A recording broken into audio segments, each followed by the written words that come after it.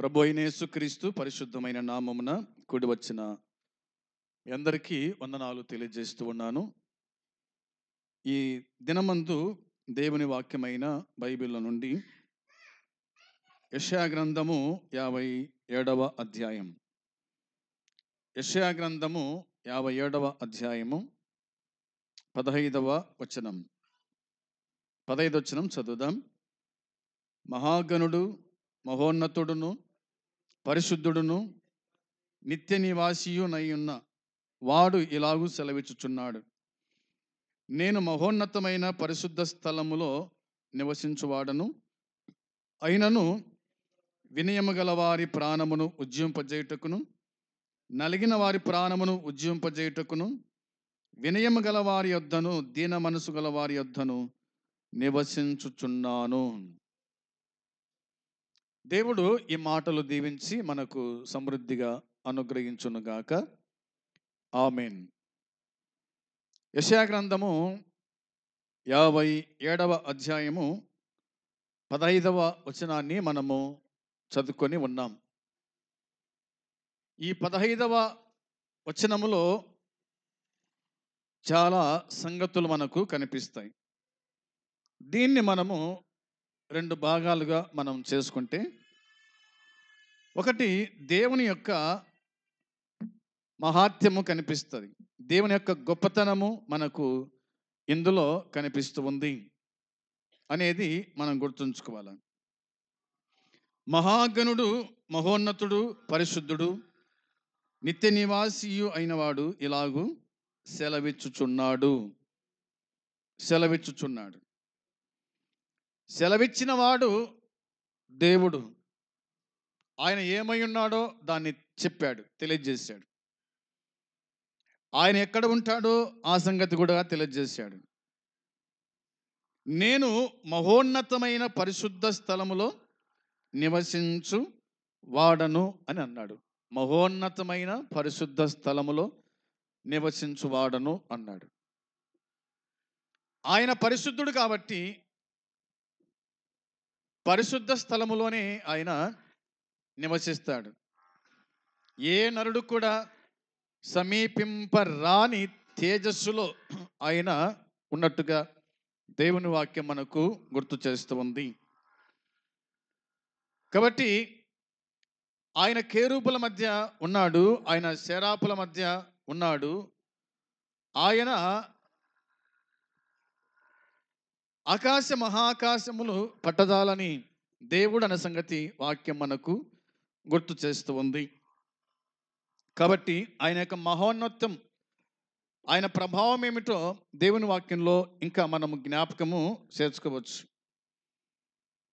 ఇలాగ రాయబడింది. జకర్యా గ్రంథము ఒక మాట చూడండి, 2వ అధ్యాయం 13వ వచనంలో. జకర్యా గ్రంథము 2వ అధ్యాయము 13వ వచనం ఒకరు చదవాలి.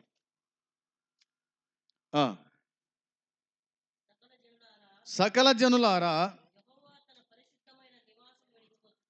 యెహోవా తన పరిశుద్ధమైన నివాసం నుండి వచ్చుచున్నాడు. ఆయన సన్నిధిని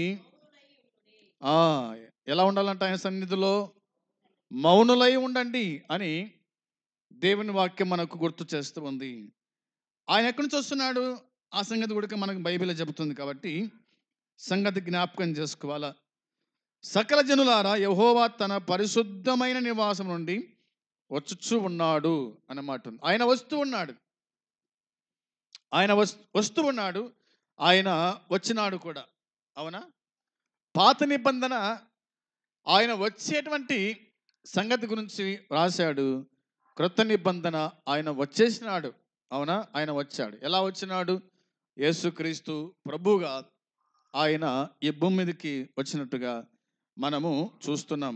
అందుకోసమే ఆయన సన్నిధిలో మనము మౌనంగా ఉండాలి అనేది దేవుని వాక్యం మనకు చెప్తుంది. మౌనంగా ఉండాలి, మౌనంగా ఉండాలనేది దేవుని వాక్యం మనకు గుర్తు చేస్తూ ఉంది.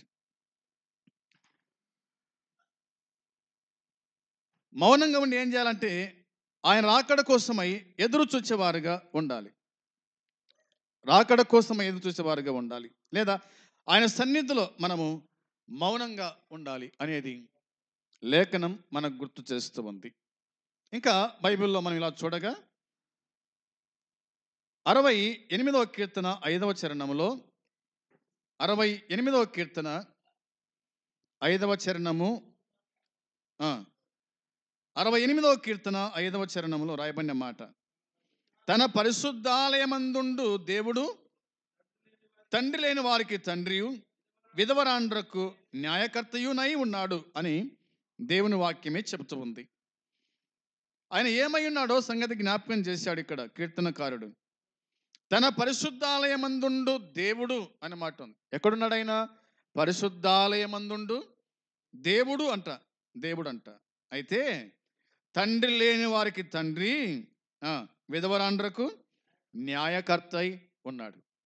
ఆయన తండ్రి లేని వారికి తండ్రి. ఎవరికి తండ్రి లేడో వారికి తండ్రి ఆయన. విధవరాన్లకు ఆయన న్యాయకర్త అయి ఉన్నాడు. అంటే విధవరాన్ల పక్షమున ఆయన న్యాయము తీర్చేటువంటి వాడుగా ఉన్నాడు అనేది వాక్యమే చెబుతుంది. కాబట్టి తండ్రి లేని వారైతేనేమి, విధవరాన్లైతేనేమి, మీకంటూ పరమందు ఒక దేవుడు ఉన్నాడు, ఒక తండ్రి ఉన్నాడు. ఆయన మీ పక్షమున ఉన్నాడు, ఆయన మీతో ఉన్నాడు, ఆయన మీ అక్కర అవసరతలను తీర్చేటువంటి వాడుగా ఉన్నాడు అనేది ఈ వచనము మనకు జ్ఞాపకానికి తీసుకొని వస్తూ ఉంది. ఒక మాట జ్ఞాపకం చేసుకోవాలి మనం. ఏమిటంటే లూకాసు వార్త 7:13లో, లూకాసు వార్త 7వ అధ్యాయము 13 వచనము చూడండి ఒకసారి.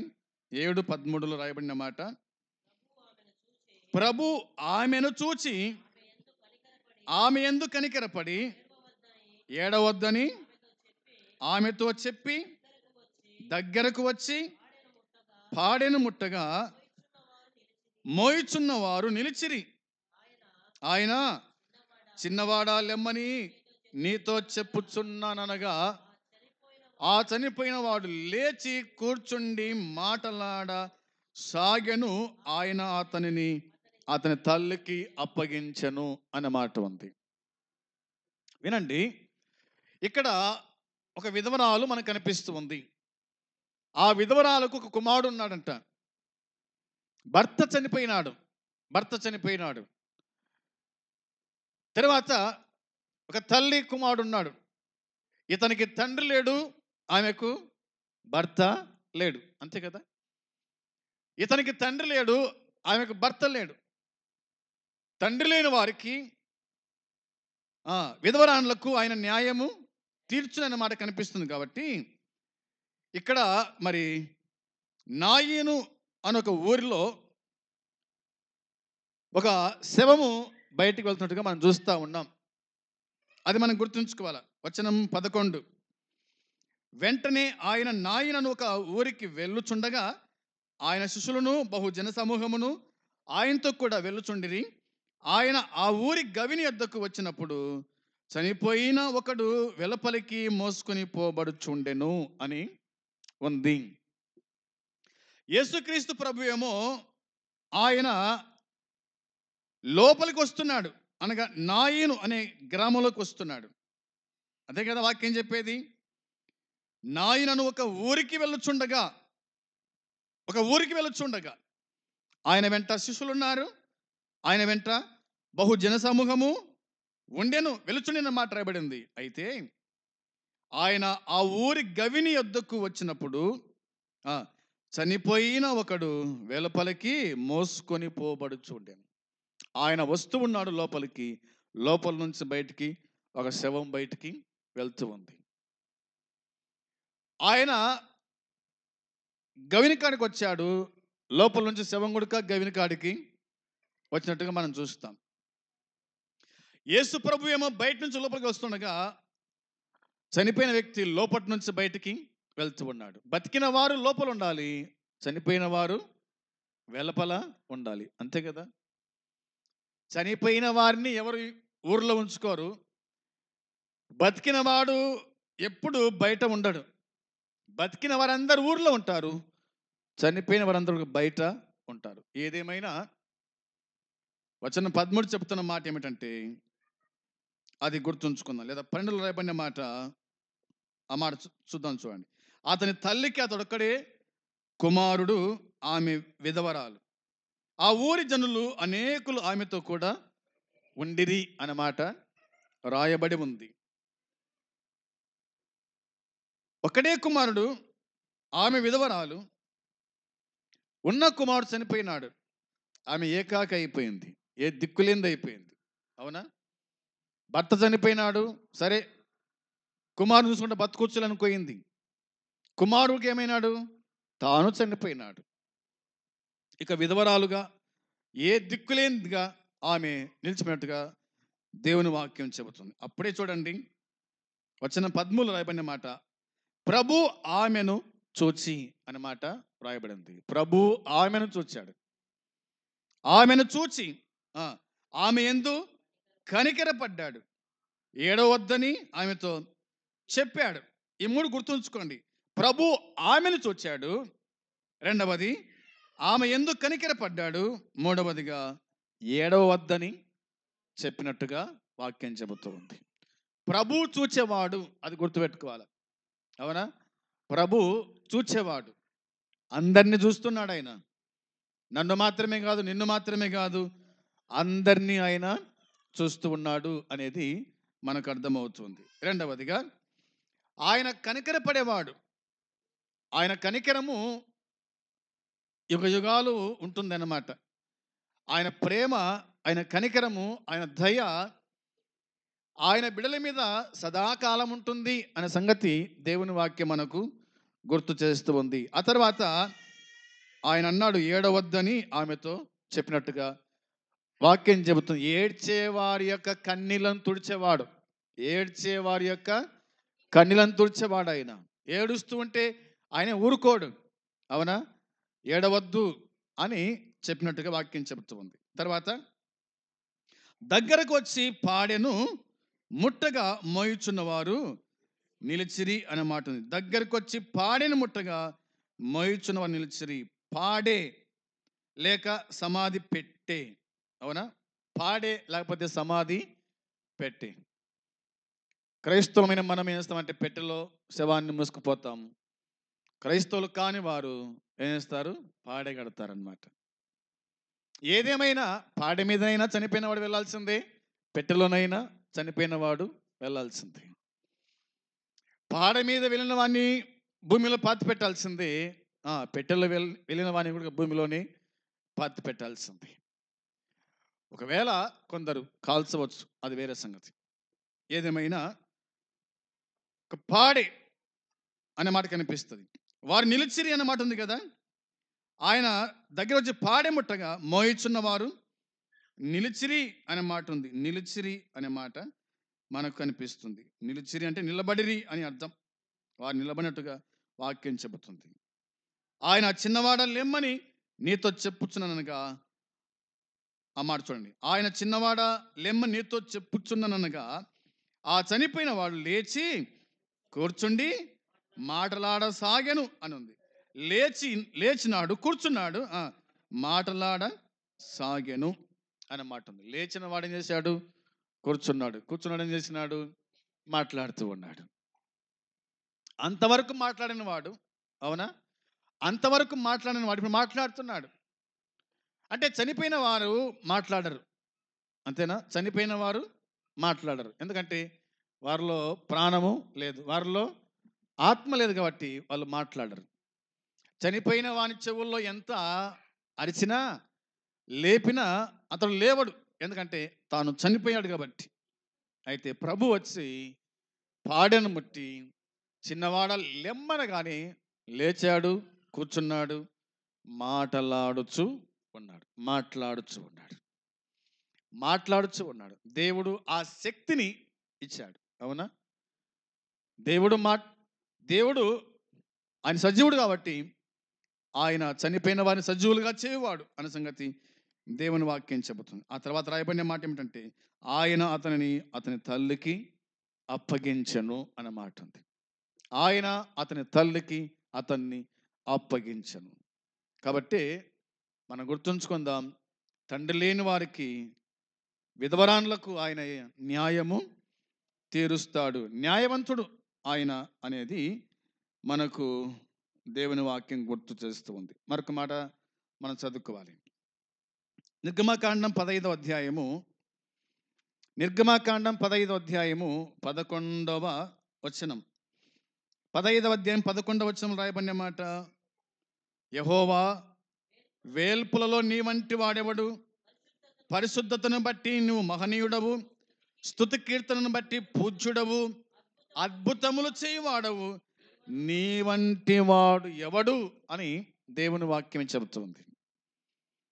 యెహోవా వేలుపులో నీ వంటి వాడెవడు, పరిశుద్ధతను బట్టి నువ్వు మహనీయుడవు, స్తుతి కీర్తనను బట్టి పూజ్యుడవు, అద్భుతములు చేయువాడవు, నీ వంటి వాడెవడు లేడు అనేది దేవుని వాక్యమే చెబుతున్నమాట. ఏం చేశాడు ఆయన? కాబట్టి మోసే కీర్తన పాడుతున్నాడు, సముద్రమును పాయలు చేసినాడు. అవునా? సముద్రాన్ని పాయలు చేసినాడు. ఆరిన నేల మీద తన ప్రజలైన ఇశ్రాయేలును నడిపించిన వాడు. ఈ ఒడ్డు నుంచి ఆ ఒడ్డుకు వారు వెళ్ళిపోయారు. వెళ్ళిపోయిన తర్వాతనే కదా వారు ఈ కీర్తన పాడారు. తమ వెంట వస్తున్న శత్రువులు ఐగుప్తీయులు చనిపోయారు. నీళ్లు మరలా ఏకమైనవి, సముద్రం ఏకమైపోయిన తర్వాత వారు ఈ కీర్తన పాడిరి అన్నమాట వ్రాయబడింది. దేవుడు మేలు చేసిన తర్వాత దేవుడు చేసిన మేలను బట్టి వాళ్ళు కీర్తన పాడారు. దేవుడు చేసిన మేలను బట్టి వాళ్ళు దేవుని స్తుతించినారు. దేవుడు చేసిన మేలను బట్టి ఆయన యొక్క గొప్పతనాన్ని వాళ్ళు జ్ఞాపకానికి తెచ్చుకున్నారు. అలాగా దేవుని యొక్క గొప్పతనాన్ని మనకి జ్ఞాపకం చేసుకునే వారిగా ఉండాలి. చాలా రాయబడ్డాయి. మిరియాం కూడా దేవుని స్తుతించింది, మోసే దేవుని స్తుతించినాడు, ఆరాధించగలిగినాడు. ఆయన యొక్క గొప్పతనాన్ని మనము జ్ఞాపకం చేసుకుంటూ ఇలాగ స్తుతించాలని వాక్యమే మనకు గుర్తు చేస్తూ ఉంది. మరో మాట చూడండి, దానియేలు గ్రంథములో ఇలా రాయబడింది. దానియేలు గ్రంథము 4వ అధ్యాయము 34వ వచనం. 4వ అధ్యాయము 34వ వచనాన్ని కూడా చదవాలి. 4:34. దానియేలు గ్రంథం 4వ అధ్యాయం 34వ వచనంలో, ఆ కాలం గడిచిన పిమ్మట నెబుకద్నెజరును నేను మరల మానవ బుద్ధి గలవాడనై నా కన్నులు ఆకాశము తట్టు ఎత్తి చిరంజీవియు సర్వోన్నతుడగు దేవుని స్తోత్రము చేసి ఘనపరచి స్తుతించి ఆయన ఆధిపత్యము చిరకాలం వరకు, ఆయన రాజ్యము తరతరములకు ఉండునని, ఇట్లా ఈ నెబుకద్నెజరు రాజు దేవుని స్తుతించినట్టుగా వాక్యము జ్ఞాపకం చేస్తుంది. జరిగిన సంగతి ఏమిటంటే, నెబుకద్నెజరు రాజు అనే ఈయన ఆ మహాబబులోను పట్టణాన్ని చూశాడంట.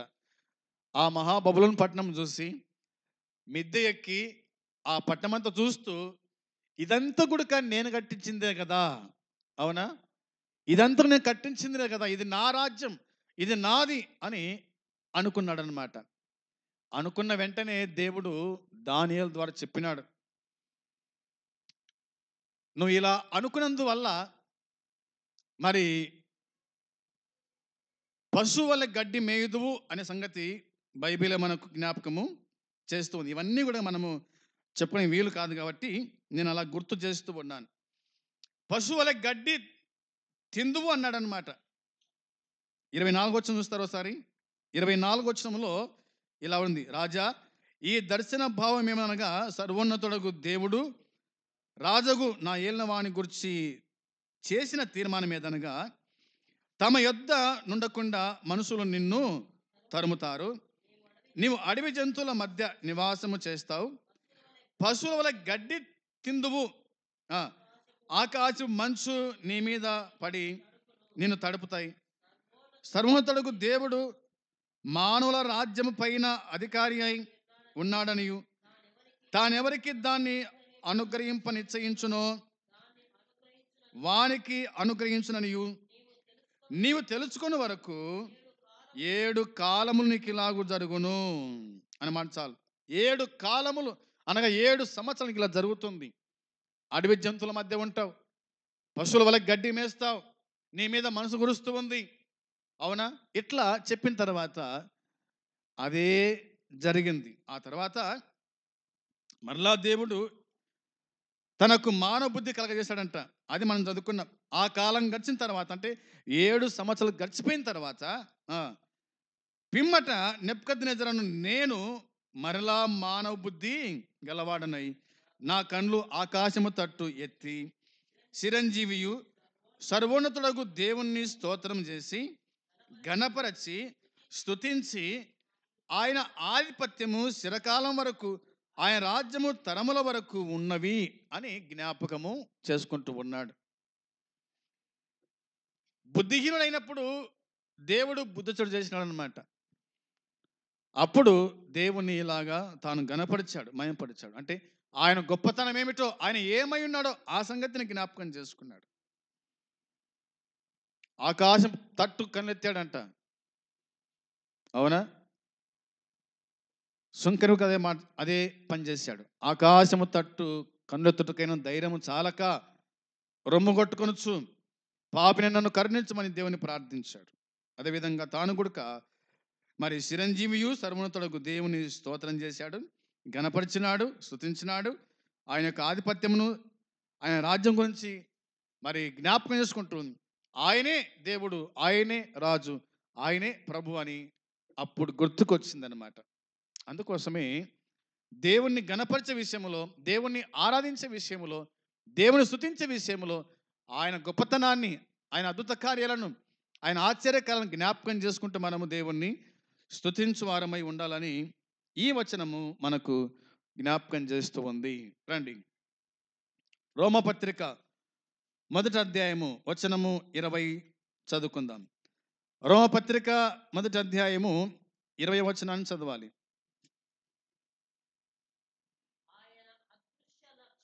ఆయన అదృశ్య లక్షణములు అనగా ఆయన నిత్యశక్తియు దేవత్వమును జగదుత్పత్తి మొదలుకొని సృష్టింపబడిన వస్తువులను ఆలోచించుట వలన తేటపరుచున్నవి గనుక వారు నిరుత్తరులై ఉన్నారు అనే మాట కనిపిస్తుంది. దేవుని యొక్క దేవత్వం, ఆయన ఏమై ఉన్నాడో, ఆ ప్రభు ఏమై ఉన్నాడో ఆ సంగతులు ఇక్కడ జ్ఞాపకం చేసినట్టుగా వాక్యమే గుర్తు చేస్తూ ఉంది.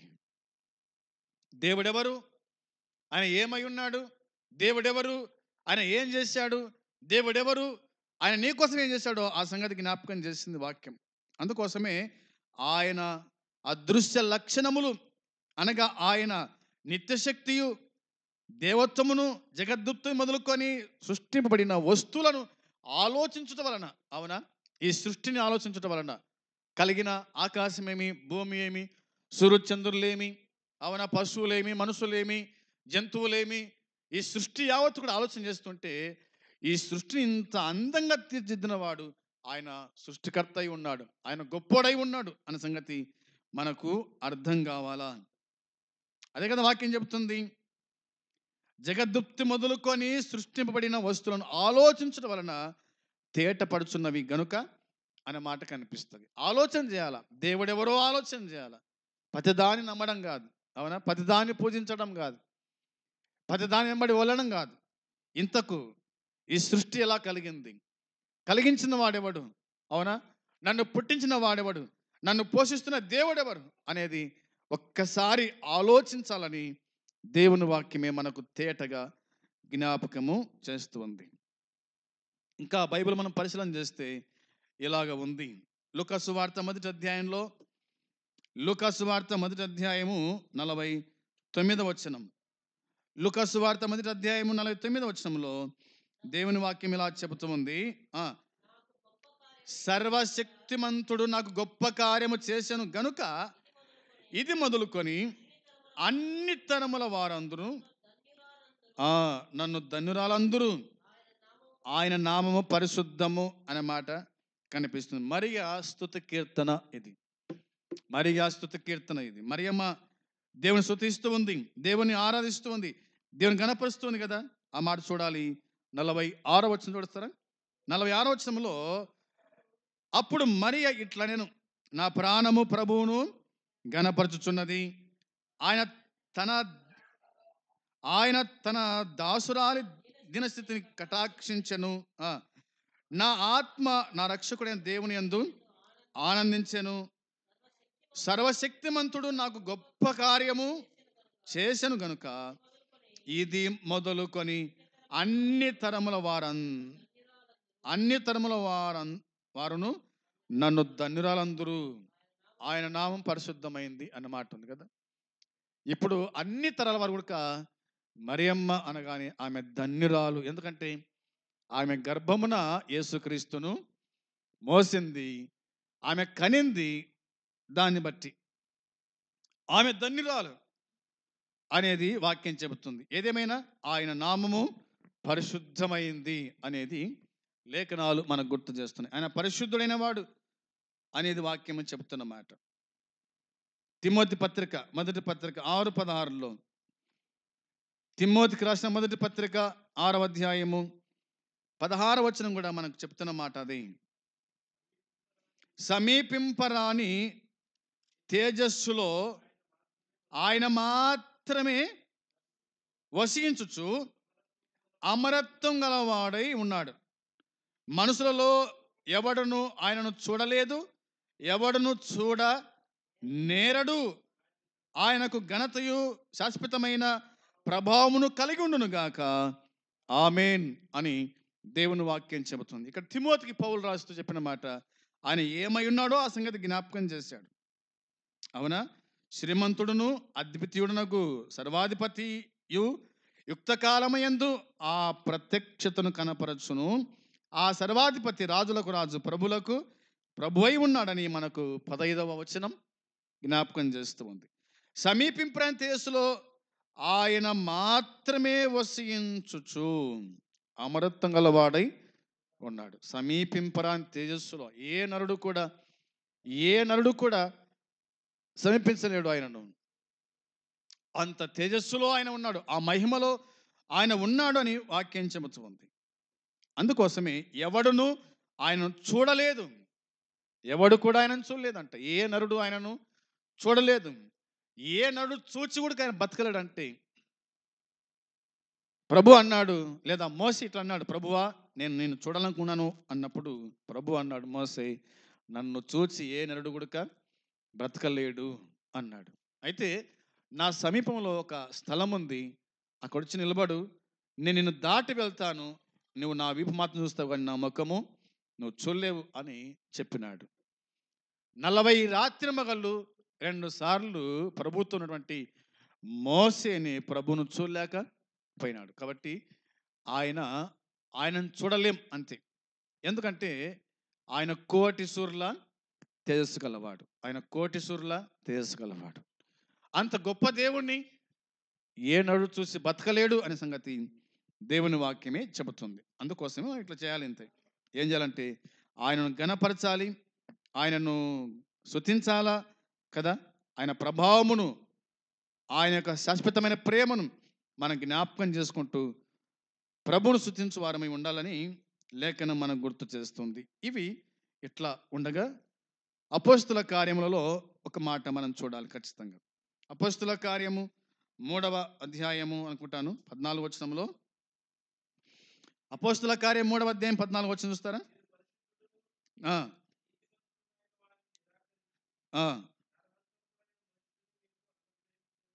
అడిగితిరి చాలు. మీరు పరిశుద్ధుడును నీతిమంతుడునైన వానిని నిరాకరించి నరహంతకుడైన మనసుని మీకు అనుగ్రహింపుమని అడిగితిరి.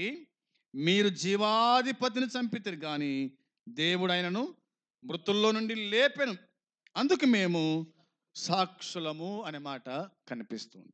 ప్రియమైన వారులారా, మనం చదువుకున్నటువంటి ఈ లేఖన భాగం మనం అర్థం చేసుకున్నాం. ఆయన పరిశుద్ధుడు, నీతిమంతుడు. అవునా? ఆయన పరిశుద్ధుడు, నీతిమంతుడు, ఆయన జీవాధిపతి, ఆయన దేవుడు చనిపోయాడు, తిరిగి లేచాడు. ఆ దేవుడు, ఆయన గురించి వాక్యమే మనకు గుర్తు చేస్తుంది. అందుని బట్టి ఆయన ఏమై ఉన్నాడు అనగా ఆ మాట చదవాలి మనం. యెషయా గ్రంథం 57:15 57వ అధ్యాయం 15వ వచనంలో రాయబడిన మాట మరొకసారి చదువుదాం. మహాగణుడును మహోన్నతుడును పరిశుద్ధుడును నిత్య నివాసియునైన వాడు ఇలాగూ సెలవిచ్చుచు ఉన్నాడు. ఆ, నేను మహోన్నతమైన పరిశుద్ధ స్థలములో నివసించువాడను, అయినను వినయము గల వారి ప్రాణమును ఉజ్జింపజేయుటకును, నలిగిన వారి ప్రాణమును ఉజ్జింపజేయుటకును, వినయము గల వారి యొద్దను, దీన మనసు గల వారి యొద్దను నివసించుచున్నాను అన్నాడు. అంత గొప్ప దేవుడు, అంత గొప్ప దేవుడు ఎవరి యొద్ద నివాసం చేస్తాడంట ఆయన? చెప్పాలి మీరే. అయినను వినయము గల వారి ప్రాణం ఉజ్జింపజేయడానికి, నలిగిన వారి ప్రాణమును ఉజ్జింపజేయడానికి, వినయం గల వారి యొద్ద, దీన మనసు గల వారి యొద్ద నేను నివసిస్తాను అన్నాడు. ఆయన నివసించేటువంటి స్థలం ఎక్కడ నివసిస్తాడు ఆయన? ఎవరి యొద్ద అంటే, ఎవరైతే తమను తాము తగ్గించుకుంటారో, ఎవరైతే తమను తాము ప్రభుకు అప్పగించుకుంటారో వారి యొద్ద ఆయన నివసిస్తాను అంటున్నాడు. ప్రభు చిత్తమైతే ఈ మాట మీద మనము తర్వాత ధ్యానం చేద్దాం. ఆ దేవుడు ఆయన ఏమై ఉన్నాడో సంగతి మనం జ్ఞాపకం చేసుకున్నాం కాబట్టి, ఆ గొప్ప దేవుని మనం కలిగి ఉన్నందుకు మనము ప్రభువును స్తుతిస్తూ మనం ప్రభువును గణపరిచే వారుగా ఉండాలి అనేది జ్ఞాపకం చేసుకోవాలి. ఆ ప్రభువే అన్ని విడిచి, సమస్తం విడిచిపెట్టి ఈ భూమి మీద యేసుక్రీస్తు అను పేరున జన్మించాడు. మన కోసమై చనిపోయి సమాధ్యపడి తిరిగి లేచాడు. తన రక్తం చేత కడిగి పరిశుద్ధపరిచాడు. తన రాజ్య వారసులుగా మనల్ని చేసుకున్నాడు. ఆ ప్రభునందు విశ్వాసం ఉంచిన మనము భక్తి జీవితంలో బలపడుతూ ప్రభువును గణపరుస్తూ ఆరాధించుచు మన ముందుకు కొనసాగుదాం. అట్టి కృప దేవుడు మనకు అనుగ్రహించును గాక. ఆమేన్. ప్రార్థన చేద్దాం. ప్రేమగల తండ్రి, పరిశుద్ధుడైన దేవ, నీ పరిశుద్ధమైన పాదములకు వందనాలు, స్తోత్రాలు, కృతజ్ఞతాస్తుతులు చెల్లించుచున్నాం. ఈ దినమందు నువ్వు ఏమై ఉన్నావో ఆ సంగతి మీరు జ్ఞాపకం చేశారు. అందుని బట్టి స్తోత్రాలు ప్రభువా, నీకు స్తుతులు చెల్లించుకుంటున్నాం. మహోన్నతుడమైన దేవుడవు, పరిశుద్ధ స్థలం నివసించే దేవుడవు, కేరుబుల మధ్య, శరాపుల మధ్య, 4 జీవుల మధ్యలో, పెద్దల మధ్యలో, పరిశుద్ధుల మధ్యలో నివసించే దేవుడవు. అంత గొప్ప దేవుడవైన నీవు వినయము గల వారి యొద్ద, దీన మనసు గల వారి యొద్ద నివాసము చేస్తానని చెప్పిన పరలోకపు తండ్రిని వందనాలు, స్తోత్రం చెల్లించుకుంటున్నాం. ఎక్కడ 2, 3 నా నామమున కూడి ఉందరో అక్కడ ఉంటానని చెప్పిన దేవానికి స్తోత్రాలు. మీరు మాతో కూడా ఉన్నందుకు స్తుతిస్తూ జ్ఞాపకం చేసుకుంటూ ఉన్నాం. చేరవచ్చిన పిల్లలు, యవనస్తులు, పెద్దలు, వృద్ధులను దీవించి ఆశీర్వదించి కాపాడి జ్ఞాపకం చేసుకోండి. ఇంటికి వెళ్తున్న దీవించి పంపండి. మీరు అక్కడ ఆలస్యమైతే మరొక ప్రభుదినాన్ని చూసే భాగ్యం మాకు దయచేయమని మీకు అప్పగించుకుంటూ, మా ప్రభు అయిన యేసుక్రీస్తు పరిశుద్ధమైన నామములో స్తోత్రం చెల్లించి స్తుతించి అడిగి పొంది ఉన్నాము తండ్రి. ఆమేన్. పరమందున్న తండ్రి ప్రేమ, మన ప్రభు అయిన యేసుక్రీస్తు కృప, పరిశుద్ధాత్మ సన్నిధి, సహవాసం కూడి వచ్చిన మనకు సకల పరిశుద్ధులకు ఇప్పుడు ఎల్లప్పుడు సదాకాలము తోడై ఉండునుగాక. ఆమేన్. మంచిది. అందరికీ వందనాలు.